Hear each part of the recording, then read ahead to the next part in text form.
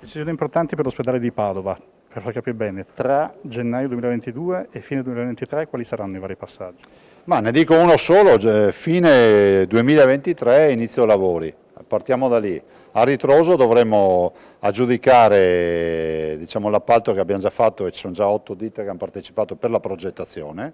È una progettazione di un ospedale che costa quasi 600 milioni di euro, 590 milioni di euro, dei quali 108 milioni sono per attrezzature e quindi macchinari, per la diagnostica e arredi.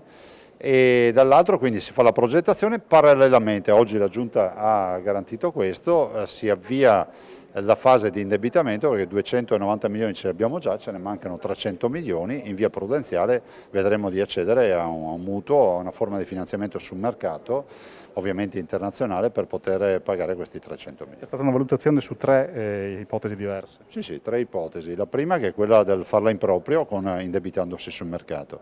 La seconda è quella di fare il project financing. La terza è quella di far fare lo stabile a qualcun altro in autonomia e prenderlo in affitto. È stata scartata dal gruppo di lavoro, tra l'altro con 2 rappresentanti anche dell'Università di Padova, sia quella della locazione che quella del progetto di finanza. Il Premier Draghi come potrebbe intervenire in questo? Diceva di rivolgersi anche a lui. Pagando a piedi lista tutta l'opera, anche perché un'opera nazionale non è un'opera che si ferma a Padova in Veneto, e quindi sostenendola, sponsorizzandola e finanziandola sarebbe un bel biglietto da visita.